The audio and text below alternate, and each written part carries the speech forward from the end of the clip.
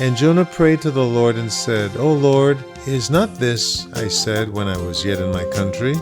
This is why I made haste to flee to Tarsus, for I knew that you are a gracious God, merciful, slow to anger, and abounding in steadfast love, and relenting from disaster. And the Lord said, Do you do well to be angry? It is Tuesday, the 16th day of August, 2022. My name is Clive Welsh, and it's time for the reading of our devotional thought for today. And I'm reading from the book entitled Truth for Life by Pastor Alistair Begg.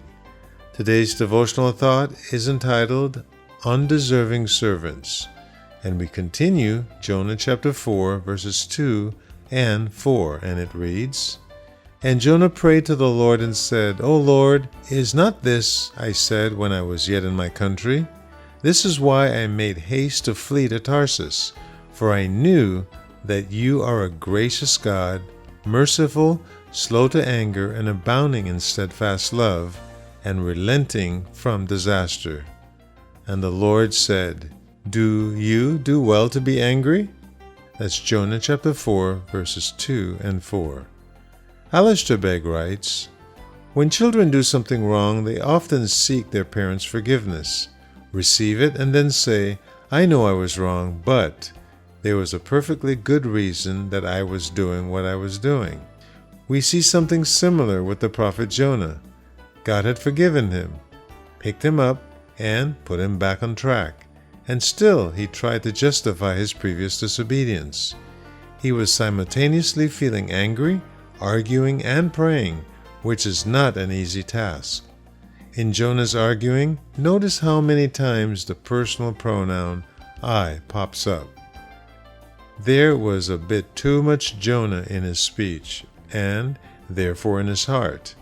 As he presented his case as a matter of his word against the Lord's, he foolishly supposed that his way was better than God's.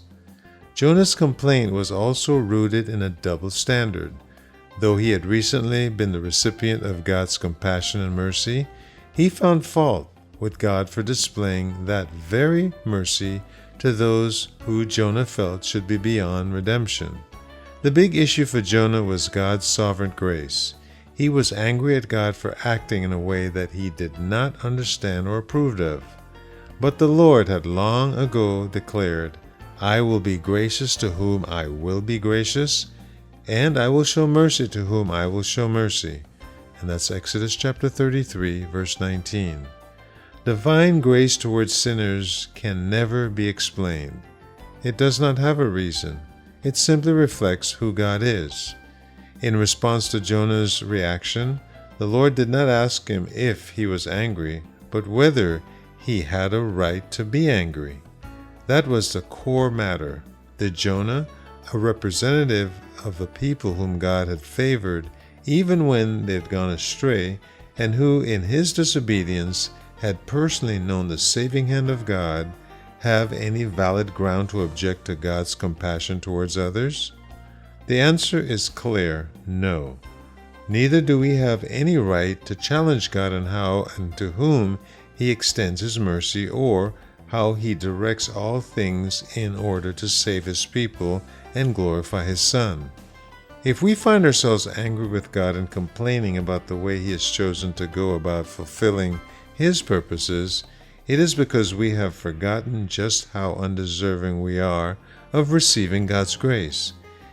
Here is the danger, that we become so tolerant of our disobedience that we think we are entitled to God's favor and blessing. But all is of grace every day.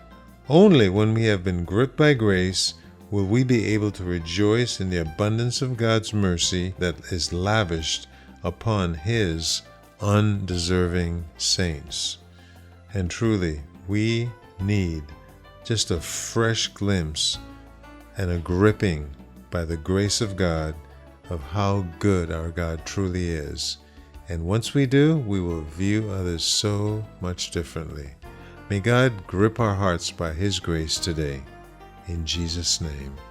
And that's the reading of our devotional thought for the 16th day of August.